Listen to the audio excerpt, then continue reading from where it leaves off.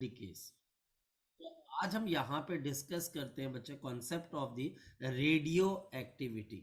सो हमारे पास आज हम डिस्कस करते हैं the concept of the radioactivity. तो रेडियो एक्टिविटी को एक शब्द के अंदर हम कैसे समझाते हैं? हम यहाँ पर ये बोलते हैं the spontaneous decay or the disintegration, decay or the disintegration or the disintegration or the disintegration of the किसके बच्चे हमारे पास the unstable nucleus, the unstable nucleus into the stable nucleus, into the stable nucleus, into the stable nucleus। तो हमारे पास जो nucleus है अगर वो unstable है तो वो स्टेबल बनना चाहता है और वो स्पॉन्टेनियसली क्या करता है, अपने आप को डिके कर देता है इनटू द स्टेबल प्रोडक्ट्स, चाहे बच्चे वो तरीका जो मर्जी हो।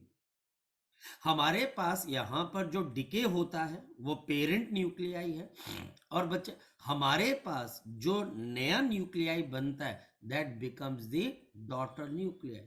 अगर वो भी अभी अनस्टेबल है तो ये प्रोसेस हमारे पास और आगे की तरफ प्रोग्रेस करता है।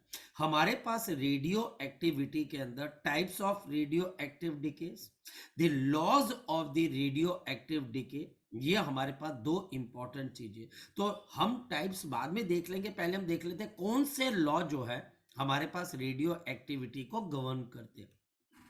सो हमारे पास यहां पर सबसे पहले आपके पास क्या आ जाता है, we have the Rutherford Soddy law, the Rutherford Soddy law of the nuclear disintegration. ये लॉ हमें क्या कहता है? ये लॉ हमें एक बड़ी सिंपल सी बात कहता है, और वो सिंपल सी बात क्या है, the rate of the rate of decay, the rate of decay of the unstable nuclei, of the unstable nuclei is directly proportional to, it is a directly proportional to, it is a directly proportional to the to the to the number of active nuclei, the number of the active nuclei, the number of the active nuclei। यानी कि उस वक्त हमारे पास system में कितने nuclei बचे रह गए, उस वक्त हमारे पास उस सिस्टम में कितने न्यूक्लियाई बचे हैं, सरवाइव आपके पास कर रहे हैं। कहने का मतलब सपोज कि मेरे पास यहां पर ये एक रेडियो एक्टिव सैंपल प्रेजेंट है और इसके अंदर मेरे पास कुछ ऐसे रेडियो एक्टिव न्यूक्लियाई हैं जिन्होंने डिके होना शुरू करना है। ये हमारे पास नंबर है n, आपके पास is equal to n naught at time t is equal to 0। और जब हमारे पास ये डिके हो जाते हैं तो इनका नंबर आपके पास क्या हो जाता है, कम।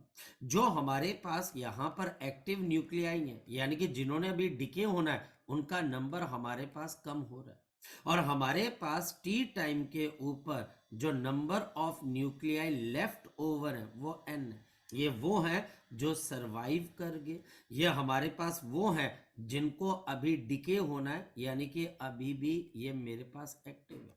तो टीचर बोलता है कि रेडियो एक्टिव जो हमारे पास डिके जिस रेट पे हो रहा है, जिस रेट के ऊपर हमारे पास न्यूक्लियस अपने आप को स्टेबल प्रोडक्ट के अंदर बना रहे हैं, वो रेट हमारे पास किस पे डिपेंड करेगा? It depends on the number of the active और the survived nuclei. this is a directly proportional to the this is a directly proportional to the number of the active nuclei। so dn by dt is equal to minus of lambda into n। यह हमारे पास dn by dt क्या है? This is the rate of decay, this is the rate of decay. मेरे पास n आपके लिए क्या चीज है? This is the active nuclei. यह हमारे पास एक्टिव न्यूक्लियाई है जिन्होंने अभी डिके होना है। हमारे पास नेगेटिव साइन क्या बता रहा है? जो नेगेटिव साइन है यह हमें डिके के बारे में बता रहा है। और मेरे पास लैम्डा जिसकी यूनिट सेकंड इनवर्स है, ये हमारे पास बन गया डिके कांस्टेंट। ये मेरे पास क्या बन गया? Decay constant. ये मेरे पास क्या बन गया? Decay constant. तो बड़ी सिंपल सी बात है। तो ये मेरे पास यहां पर बन गया डिके कांस्टेंट। तो रेट ऑफ डिके इस बात पे डिपेंड निर्भर करता है कि कितने एक्टिव न्यूक्लियाई बचे रहेंगे। अगर धीरे धीरे एक्टिव न्यूक्लियाई का नंबर कम होता जाएगा तो रेट ऑफ डिके भी कम होता जाएगा। इस बात को ध्यान से समझना कि हमारे पास रेट ऑफ डिके कांस्टेंट नहीं है। रेट ऑफ डिके जिस रेट के ऊपर न्यूक्लियस डिसइंटीग्रेट हो रहा है, शुरुआती दौर पे ये रेट काफी फास्ट होगा क्योंकि बहुत सारे एक्टिव न्यूक्लियाई थे। धीरे धीरे एक्टिव न्यूक्लियाई की जनसंख्या कम होती रहेगी तो हमारे पास उसके डिके होने का रेट भी कम होता जाएगा। ये बहुत इंपॉर्टेंट चीज है और इसी वजह से रेडियो एक्टिविटी बहुत सालों तक आपके पास चलती रहती है, बहुत सालों तक। अगर मान लिया जाए कि मैं इसके अंदर इंटीग्रेशन को यूज करूं और एक रिलेशन फाइंड करने की कोशिश करूं, तो मेरे पास यहां पर we can write down d N divided by N is equal to minus of lambda into d t. मैं इसको दोनों साइड्स को इंटीग्रेट कर रहा हूं। जब टाइम जीरो था एक्टिव न्यूक्लियाई एन नॉट थे और जब टाइम टी आ गया तो एक्टिव न्यूक्लियाई क्या रह गए बच्चे हमारे पास? एन।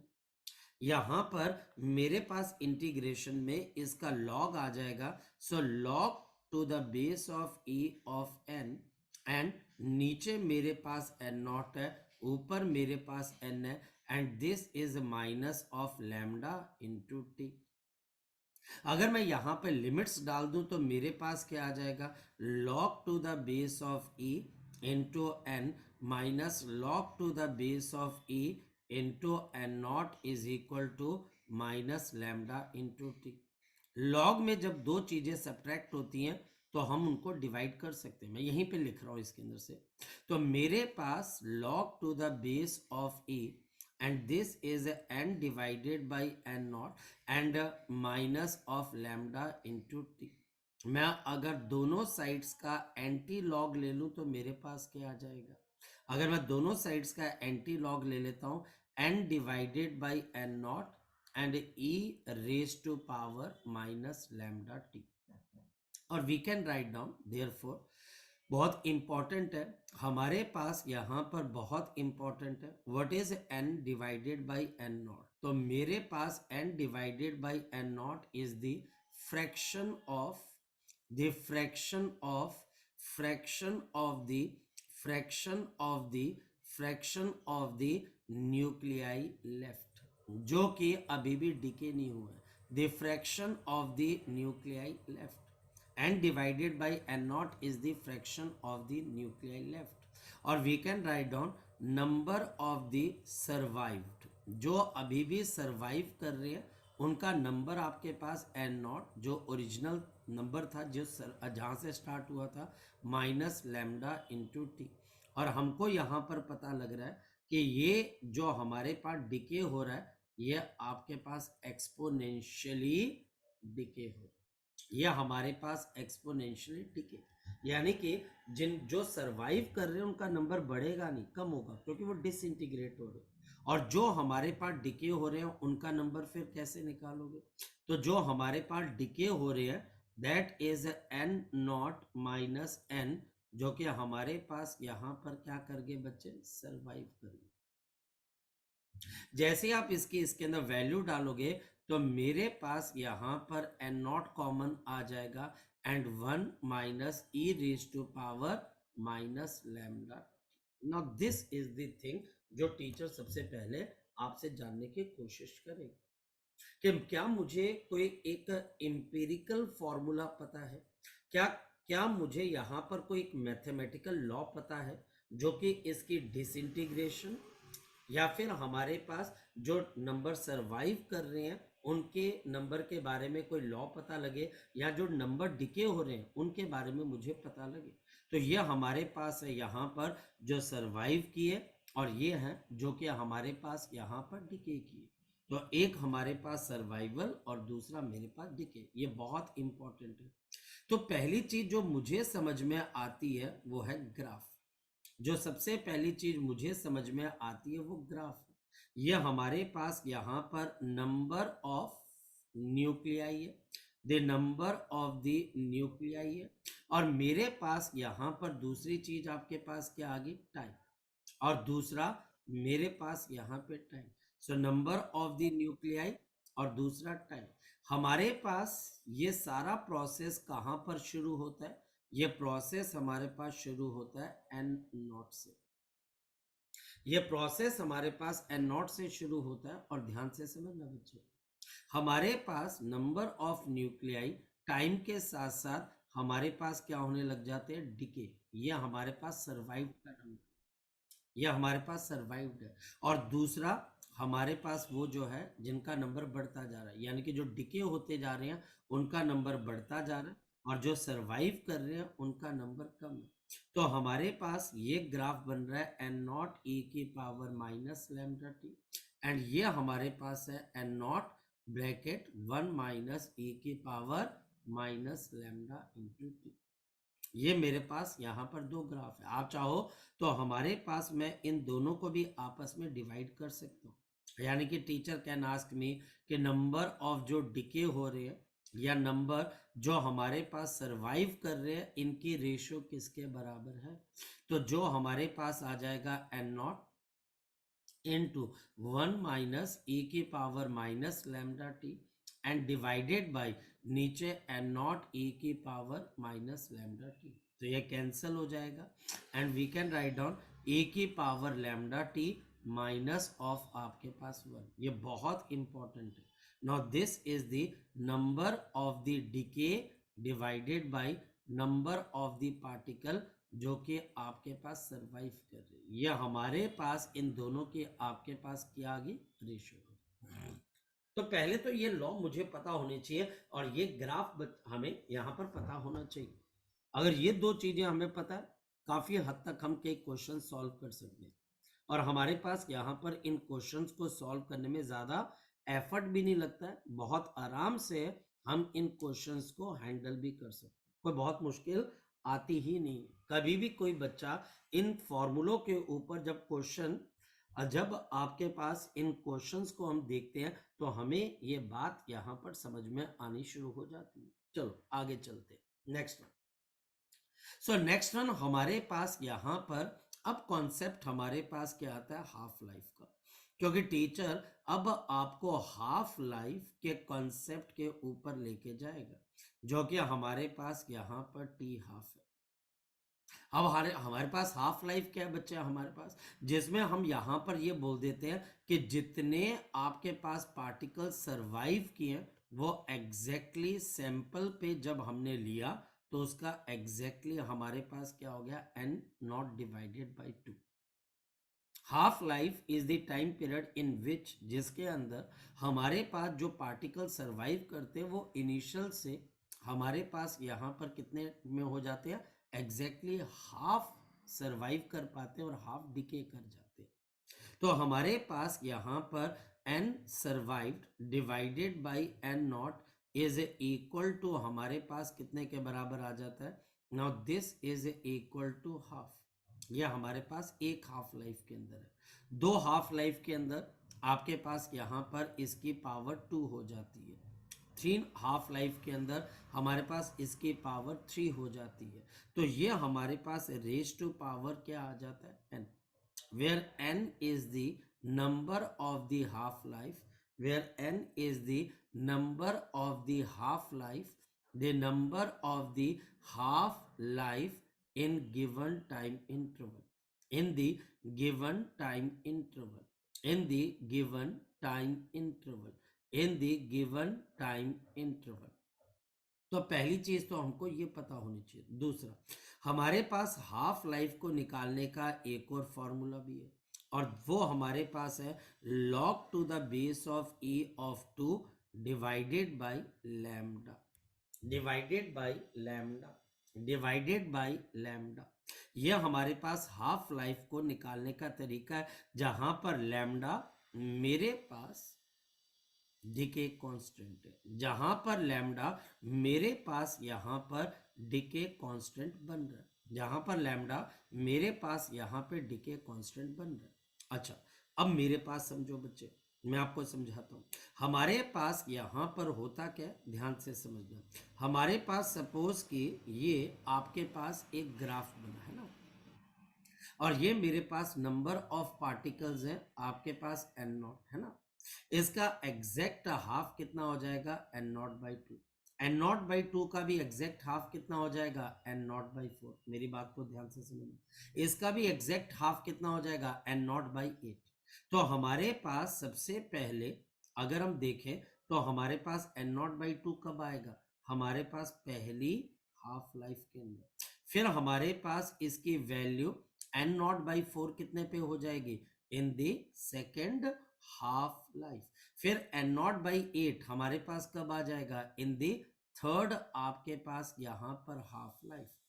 धीरे धीरे करके हमारे पास इनका नंबर आपके लिए क्या होता जाएगा, कम। तभी तो हमारे पास इसका ग्राफ कुछ इस तरीके से बनाया जाता है, तब करके हमारे पास इसका ग्राफ कुछ इस तरीके से बनाया जाता है। आप इसको टेबल से भी समझ सकते हो। टेबल हमारे पास क्या है कि मेरे पास t is equal to zero के ऊपर इसकी वैल्यू थी N not, t is equal to t half के ऊपर इसकी वैल्यू क्या थी, N not by two. t is equal to two half life में इसकी वैल्यू क्या थी, N not by four. Three into t half के अंदर इसकी वैल्यू कितनी थी, N not divided by eight. तो nth हाफ लाइफ के अंदर इसकी वैल्यू किसके बराबर हो जाएगी, तो आप थोड़े समझदार बनो, N not divided by two raise to power n r. यहां पर वन है तो two raise to power one है, यहां पे टू है तो फोर क्या होता है, टू की पावर टू। हमारे पास यहां पर तीन हाफ लाइफ है तो टू की पावर थ्री, और nth है तो एन नॉट टू की पावर मेरे पास क्या आ जाएगा, एन आ जाएगा। ये हमारे पास यहां पर इसका एक रिलेशनशिप बिल्डअप हो जाता है। इसका मतलब मेरे पास अगर टीचर कल को एक क्वेश्चन पूछता है, और क्वेश्चन हमारे पास क्या है, आप भी ध्यान से समझना, कि इफ दी हाफ लाइफ, अगर हमारे पास यहां पर हाफ लाइफ है of radio active sample, of the radio active sample, अगर मेरे पास कोई रेडियो एक्टिव सैंपल है और उसकी हाफ लाइफ मेरे पास कितने के बराबर है, 5 मिनट्स के बराबर है। हमारे पास calculate the number of the number of the number of the radioactive nuclei left, radioactive nuclei left after हमारे पास 20 minutes, after 20 minutes, if initial number of radioactive initial number of the radioactive atoms is 2 into 10 raised to power 3। अगर हमारे पास initial number of radioactive atoms कितने के बराबर है, 2 into 10 raise to power 3। Solution बड़ी simple सी बात है, मेरे पास n divided by N naught half raise to power n, और मेरे पास n is equal to N naught 2 into 10 raise to power 3 into half. अब मैं n को कैसे निकालूंगा, n आपके पास क्या होगा, time given divided by half life, time given divided by half life, time given divided by half life, time given divided by half life. तो हमारे पास टाइम कितना गिवन है, 20 मिनट्स, और हाफ लाइफ कितने के बराबर है, 5 मिनट्स। ये आपको ध्यान में रखना है, इसको कैंसिल कर देंगे तो मेरे पास आ जाएगा 4, and 2 into 10 raise to power 3, और हाफ रेज टू पावर 4 कितने के बराबर हो जाएगा, 1/16। ये मेरे पास 1/16, और ये हमारे पास कैंसिल होकर आपके पास 8। सो मेरे पास यहां पर 1000 डिवाइडेड बाई आपके पास 8, और दिस कैन बी, और ये हमारे पास कितना आ सकता है 1, आपके पास बच जाएगा 2, तो ये हमारे पास आ जाएगा 2, फिर 2 बच जाएगा तो आपके पास 2, रफली बच्चा हमारे पास ये 123 के आसपास आ जाएगा। तो रफली दिस कैन बी 123 एटम्स जो है हमारे पास वो बच जाएंगे। कुछ इस तरीके के आपके पास क्वेश्चन आएंगे, और मेरे को नहीं लगता है कि आप में से कोई बच्चा इसको ना कर पाए। ये जरूर हो सकता है कि teacher n divided by N not को क्या मान ले, teacher n divided by N not को यहां पर fraction of the nuclei left, इसको फ्रैक्शन के अंदर मान सकता है। टीचर परसेंटेज भी आपको दे सकता है कि वो आप टाइम बताए जब 25% of the sample is left. देखो अब मैं आपको बताता हूँ क्वेश्चन आपके पास कैसे आएगा, देखिएगा। हमारे पास क्वेश्चन है बच्चा हमारे पास, इन दी 10 ईयर्स, अगर बच्चा हमारे पास 10 ईयर के अंदर, if in the 10 years 75% of the sample 75% of the sample is decay, 10 साल के अंदर मेरे पास 75% ऑफ सैंपल डिके हो आपके पास हो चुका है बच्चे, यानी 25% सर्वाइव कर रहा है। कैलकुलेट दी, आपको कैलकुलेट करनी है, calculate the half life of the sample, half life of the sample, half life of the sample, यानी कि सैंपल की हमारे पास हाफ लाइफ कितने के बराबर होगी सॉल्यूशन। तो हमारे पास यहां पर n divided by n not into 100, तो ये हमारे पास रह जाएगा 25। और 25 क्यों बच्चा हमारे पास, क्योंकि 75 तो डिके हो गया, तो बचा हमारे पास कितना, हमारे पास 25 बचा। तो हमारे पास इसका मतलब n divided by n not is equal to 1/4 and this is equal to half raised to power n। therefore अगर मैं कंपेयर करता हूं तो n की वैल्यू मेरे पास है 2, एंड therefore मेरे पास n क्या होती है, नंबर ऑफ हाफ लाइफ, तो time given upon half life का time is equal to n। तो मेरे पास टाइम गिवन आपके पास कितने के बराबर है, 10 ईयर्स है, एंड ये बच्चा हमारे पास हाफ लाइफ है इज इक्वल टू 2।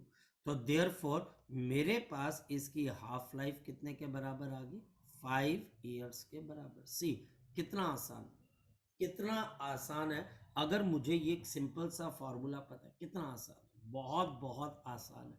आप में से कोई भी बच्चा, मैं जब बोलता हूँ कोई भी बच्चा तो मतलब होता है सही में कोई भी बच्चा इसके क्वेश्चंस लगा सकता है ना, कोई ऐसी बात ही नहीं है, फॉर्मूला याद है, फॉर्मूले के अंदर वैल्यू डालनी है और हमारे पास क्वेश्चन का आंसर आ जाना।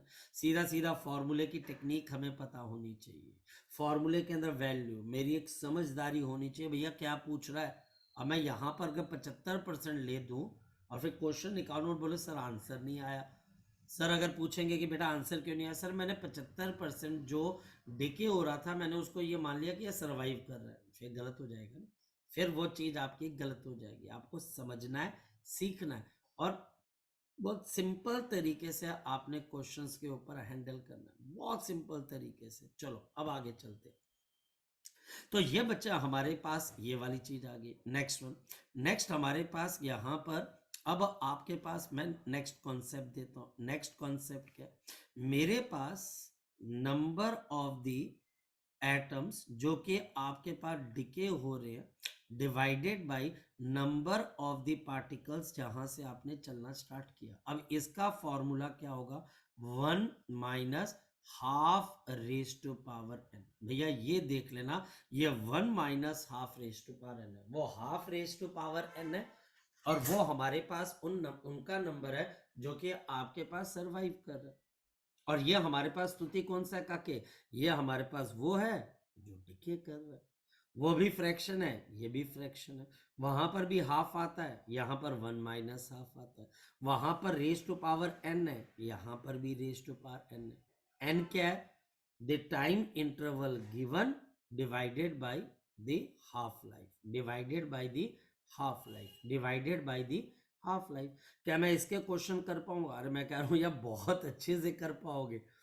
घबराने की जरूरत ही नहीं, इतने अच्छे से आप इसके क्वेश्चन कर पाओगे कि आपको सिंपल फॉर्मूला लगाना है और क्वेश्चन का आंसर आपके सामने आ जाएगा। देखो कैसे, मैं बताता हूँ। हमारे पास यहाँ पर क्वेश्चन, बच्चे आपके पास क्या है, ध्यान से समझना। हमारे पास यहाँ पर क्वेश्चन आपके लिए क्या आ जाता है, क्वेश्चन हमारे पास है जिसमें टीचर बोलता है कैलकुलेट द फ्रैक्शन। देखो मैं जानबूझ के फ्रैक्शन पे जा रहा हूँ क्योंकि ये एक नई चीज है आपके पास। So calculate the fraction of the sample decayed, fraction of the sample decade, calculate the fraction of the sample decade, fraction of the sample decade, calculate the fraction of the sample decade, जो decay आपके पास हो चुका है इन आपके पास यहाँ पर 20 years, 20 सालों के अंदर, इफ दी, अगर हमारे पास if the half life is, अगर मेरे पास जो हाफ लाइफ है, if the half life is 4 year, अगर मेरे पास हाफ लाइफ कितने सालों की हो, आपके पास 5 सालों की हो, सॉरी 4 सालों की, सॉरी सॉरी सॉरी, नॉट 5 साल, 4 सालों की।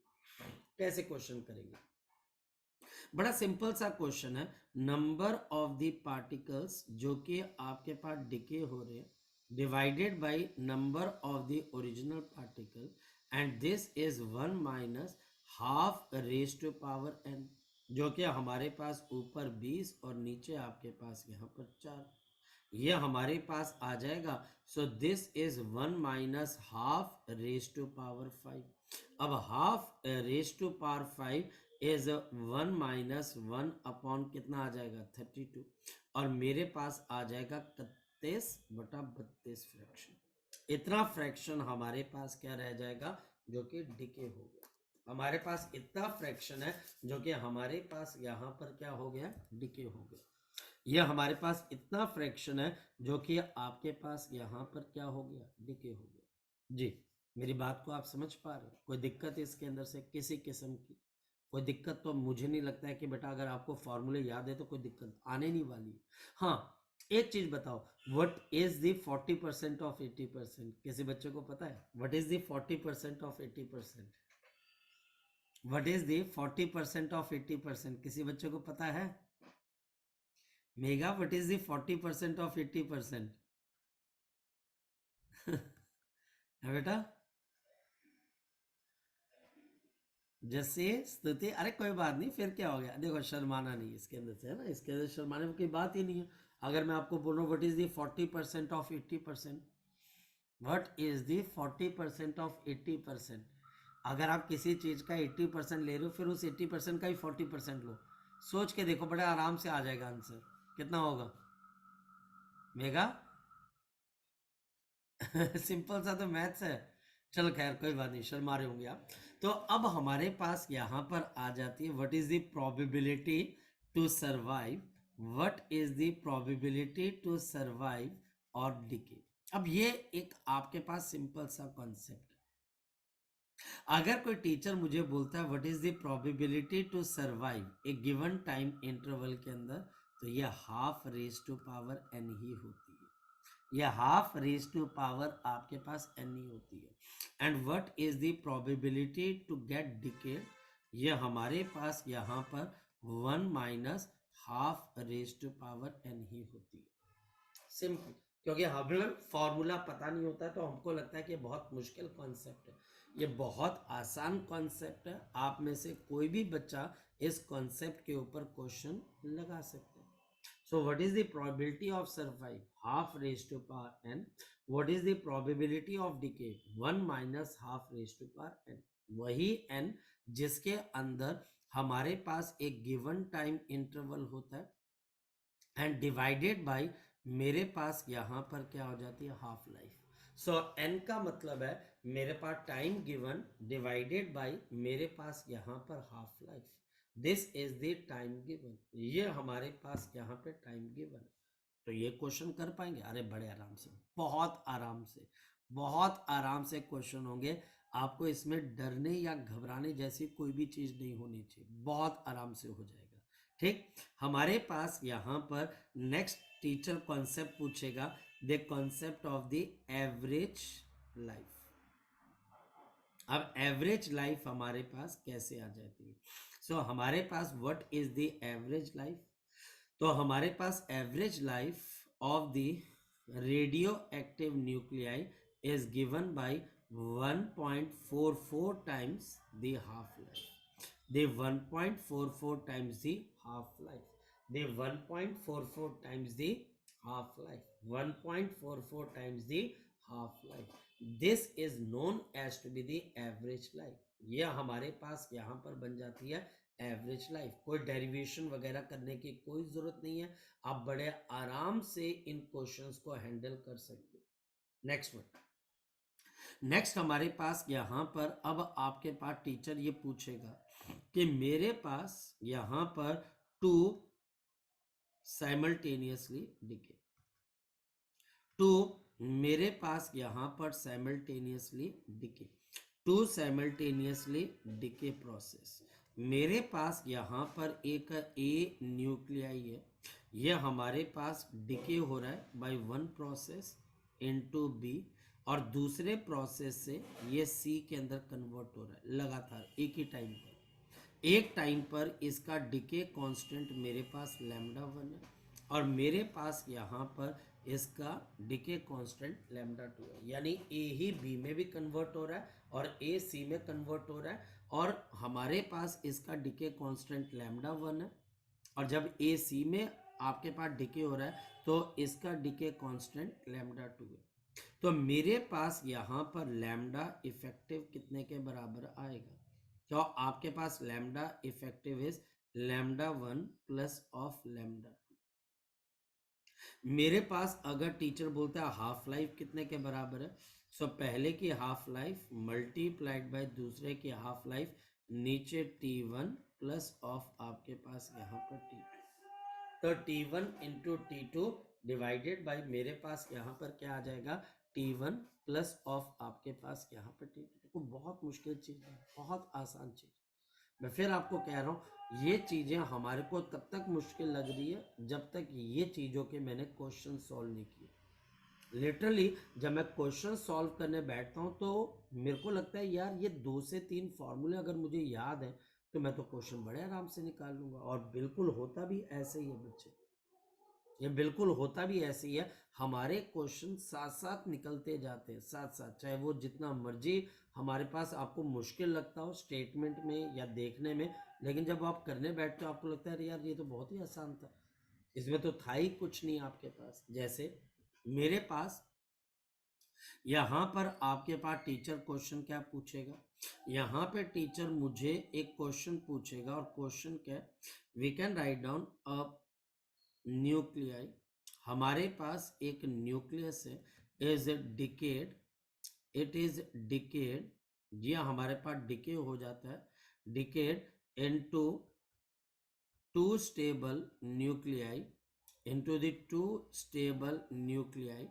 यहाँ पर मेरे पास 2 स्टेबल न्यूक्लियाई हैं in the half life, in the half life, half life of 6 seconds and 3 seconds respectively. So 6 seconds and the 3 seconds respectively. तो हमारे पास यहाँ पर 3 सेकेंड और 6 सेकेंड के दो आपके पास प्रोसेस इकट्ठे हो रहे respectively at same time, at the same time, at the same time. what is the effective value of half life? What is the effective value of the half life? What is the effective value of the half life? What is the effective value of the half life? हमारे पास for the for the for the decay process, इन दोनों decay process के लिए हमारे पास यहाँ पर effective half life कितने के बराबर होगी? सॉल्यूशन, जरा बच्चा हम इसका सॉल्यूशन निकालने की कोशिश करते हैं।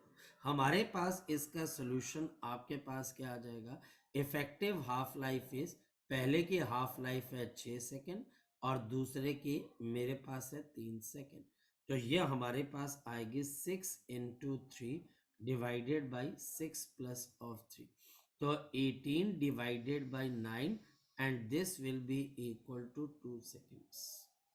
और ये बच्चा हमारे पास यहाँ पर क्या आ जाएगा, 2 सेकेंड्स। तो हमारे पास इफेक्टिव हाफ लाइफ कितने के बराबर आ जाएगी, 2 सेकेंड के आसपास आ जाएगी। तो हमारे पास इसकी इफेक्टिव हाफ लाइफ कितने के बराबर आ जाएगी, आपके पास 2 सेकेंड के आसपास आपके पास आ जाएगी। तो कोई बहुत मुश्किल चीज नहीं है, बहुत आराम से हम कर सकते हैं क्वेश्चन को।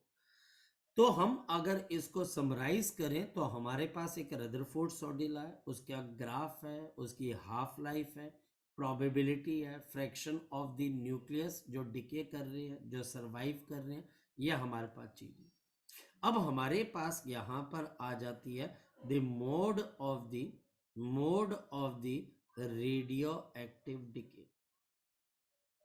सो mode of the radioactive decay, so mode of the radioactive decay, हमारे पास रेडियो एक्टिव डिके कितने तरीकों से आपके पास हो सकता है। नंबर 1, हमारे पास सबसे पहले we have the alpha decay, हमारे पास यहां पर alpha decay. So what is the alpha decay, alpha decay हमारे पास एक ऐसा प्रोसेस है जिसके अंदर अनस्टेबल न्यूक्लियाई, जो हमारे पास अनस्टेबल न्यूक्लियस आपके पास जो होता है, the unstable nucleus emits the alpha particle, emits the alpha particle, emits the alpha particle, emits the alpha particle, and the and the and the unstable nuclei,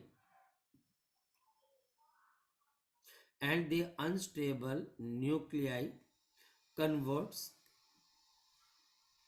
into the stable nuclei, into the stable nuclei या into the stable product। और ये बच्चा हमारे पास stable product में अपने आप को convert कर जाता है। This is known as to be the alpha decay. ये बच्चा हमारे पास यहाँ पर क्या बन जाता है, अल्फा डिके। यह हमारे पास यहाँ पर बन जाता है अल्फा डिके। अब मेरे पास जो अल्फा डिके बना, वो अल्फा डिके आपके पास कैसे बनता है, ध्यान से देखिए। ये मेरे पास एक पेरेंट न्यूक्लियाई है और यह हमारे पास कन्वर्ट हो जाता है आपके पास y और a-4 और नीचे z -2। हमारे पास यहाँ पर आपका एटॉमिक मास नंबर भी चेंज होगा और आपका एटॉमिक नंबर भी चेंज होगा। और यहाँ पर मेरे पास हीलियम पार्टिकल एमिट होगा along with the disintegration energy की। यह हमारे पास यहाँ पर this is the disintegration energy, यह हमारे पास यहाँ पर क्या बन जाती है, disintegration energy. Now this is the disintegration energy, यह हमारे पास यहाँ पर बन जाती है आपके डिसइंटीग्रेशन एनर्जी।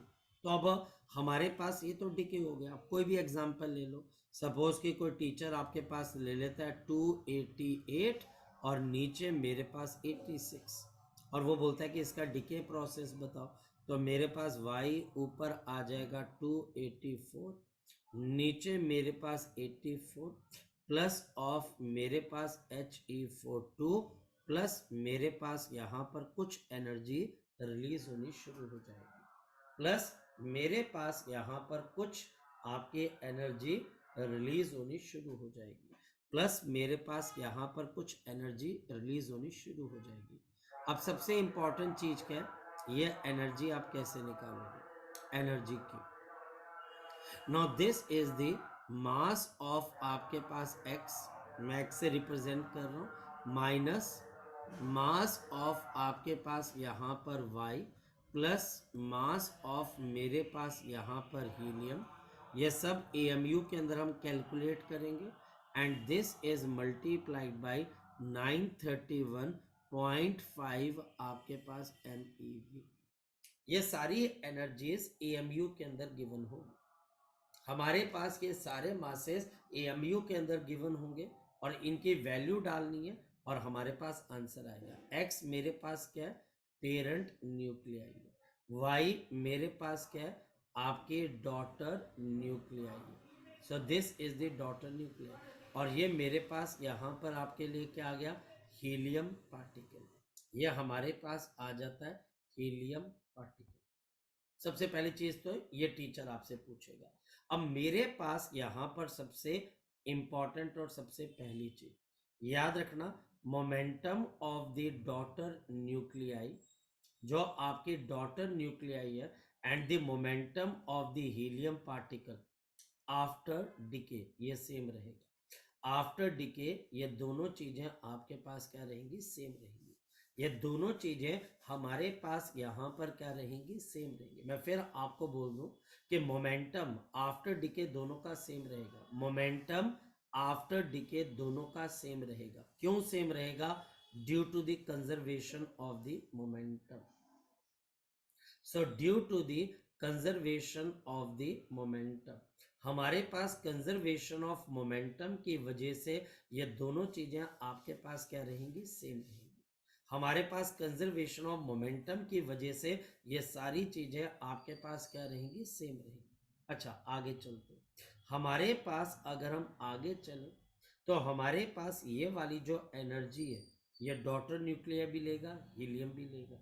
तो हमारे पास यहाँ पर क्या आ जाएगा, we can write down Q is equal to, Q is equal to kinetic energy of the daughter nuclei.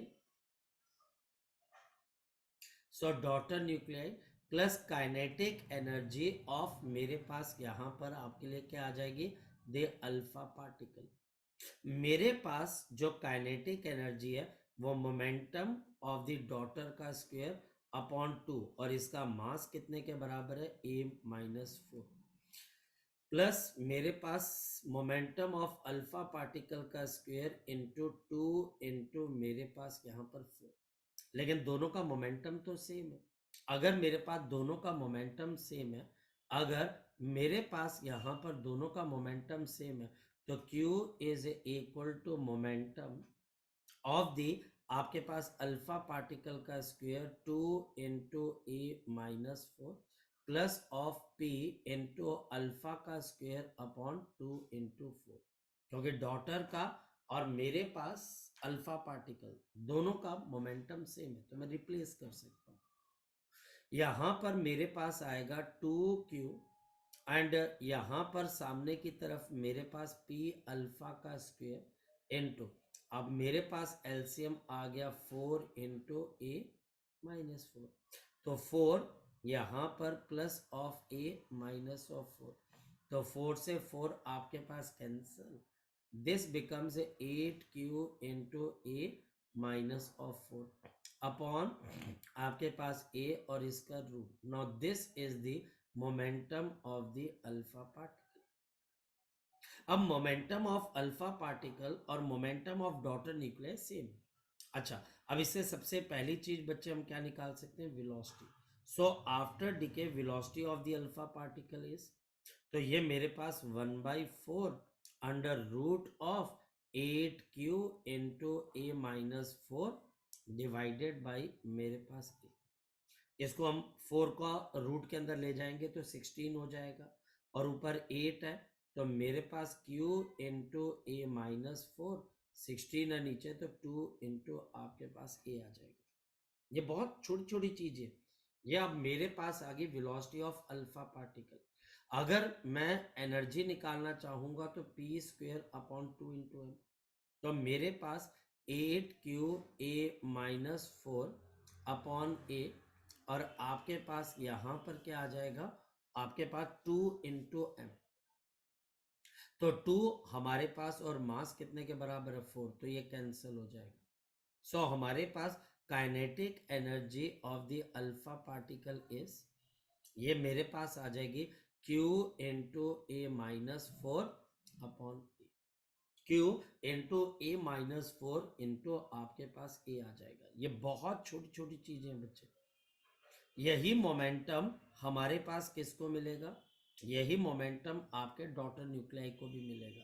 तो momentum of the daughter nuclei is also under root of 8Q into A-4 upon आपके पास A। Velocity.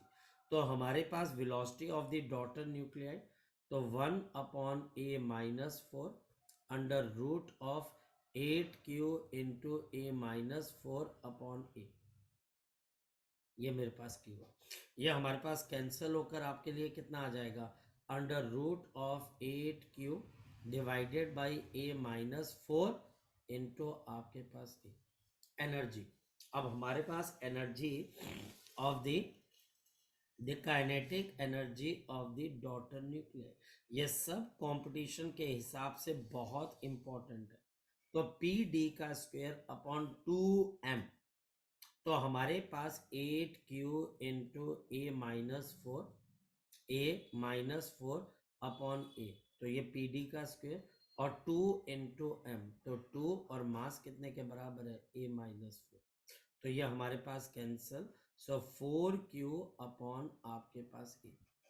तो अब देख लीजिए, हमारे पास ये kinetic energy of alpha particle है, और यह हमारे पास kinetic energy of the alpha particle. हो सकता है कि टीचर हमारे पास इन दोनों की क्या पूछ ले, आपको रेशियो पूछ ले। हमारे पास वेलोसिटीज भी गिवन है, मोमेंटम भी गिवन है। मोमेंटम तो ऑफ कोर्स सेम ही होगा, वेलोसिटी डिफरेंट होगी और काइनेटिक एनर्जी डिफरेंट होगी।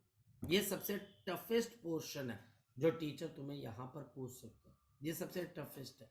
और रीजन है क्योंकि इसमें क्लासिकल मैकेनिक्स लगती है, इसमें +1 का कॉन्सेप्ट लगता है आपके पास कि अगर कोई आपके पास डिके हो रहा है तो उसके अंदर क्या क्या चीजें आपके पास हो सकती है। तो अब हमारे पास इसमें से ऐसा नहीं है कि बहुत टफ क्वेश्चन आएगा, बच्चा फॉर्मूला याद करेगा तभी तो उसको क्वेश्चन आसान लगेगा। बच्चे के लिए टफ यहाँ पर, हमारे पास बच्चों के लिए टफ इसमें से क्या है, फॉर्मूला बनाना, फॉर्मूला याद रखना बहुत टफ है बच्चे के लिए, कि बच्चा कैसे याद रखेगा qa-4/a। तो मेरे पास यहाँ पर q आपके पास a-4 अपॉन आपके पास ए। अब देखो दोनों की टीचर रेशियो पूछ लेगा नहीं तो, kinetic energy of the daughter to kinetic energy of the alpha, तो मेरे पास यहाँ पर q से q कैंसल, a से a कैंसल, तो मेरे पास यहाँ पर कितना आ जाएगा, 4/a-4, तो 4/a-4, ये हमारे पास है ना। टीचर ने मुझे कोई डिके दे दिया, टीचर ने मुझे यहाँ पर कोई डिके दे दिया। क्वेश्चन आपके पास है कि मेरे पास कोई का एलिमेंट है, और वो एलिमेंट है मेरे पास, मान लेते हैं बच्चे आपके पास 260, और यहाँ पर मेरे पास 82, और इससे एक डॉटर आपके पास न्यूक्लियाई बन जाएगा। 4 माइनस करेंगे तो 250, आपके पास यहाँ पर 6 और नीचे 80, और helium particle He42 plus energy release हुई। सपोज एनर्जी रिलीज हुई 10.2 मेगा इलेक्ट्रॉन वोल्ट की। अब टीचर मेरे को यहाँ पर पूछ सकता है जी अल्फा पार्टिकल को कितनी एनर्जी मिली, डॉटर को कितनी मिली। तो अब जिस बच्चे को फॉर्मूला नहीं पता, आप खुद सोचो ना, आप खुद समझदार हो कि वो कैसे बता पाएगा कि kinetic energy of the daughter nuclear, वो कैसे बता पाएगा, उसको फॉर्मूला ही नहीं पता। जिस बच्चे को फॉर्मूला पता है उसको पता है कि kinetic energy of daughter nuclear is 4q/a, तो वो हमारे पास लिखेगा 4 इंटू क्यू अपॉन ए, तो हमारे पास 4 इंटू 10.2 डिवाइडेड बाई ए कितने के बराबर है, 260, वैल्यू निकाल कर आंसर दे देगा। और kinetic energy of the alpha particle, अब जिसको ये फॉर्मूला पता है उसको पता है, जिसको नहीं पता वो भूला भटका रहेगा, qa-4/a।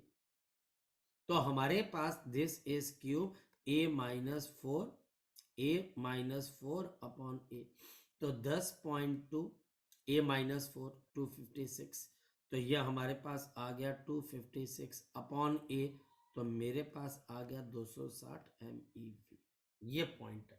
अब यहाँ पर तो डायरेक्ट हमारे पास फॉर्मूले लग रहे, ये फॉर्मूले हमारे पास है kinetic energy of the daughter nuclei और kinetic energy of the alpha particle. ठीक, चले बच्चे, सो अभी के लिए हम इतना करते हैं, इसके ऊपर थोड़ा सा आप इसको पढ़ लीजिएगा, कोई दिक्कत आए तो मुझे बताना बच्चे, ठीक है। श्योर बेटा, अब हम इसको नेक्स्ट टाइम डिस्कस करेंगे, ठीक है। चलिए।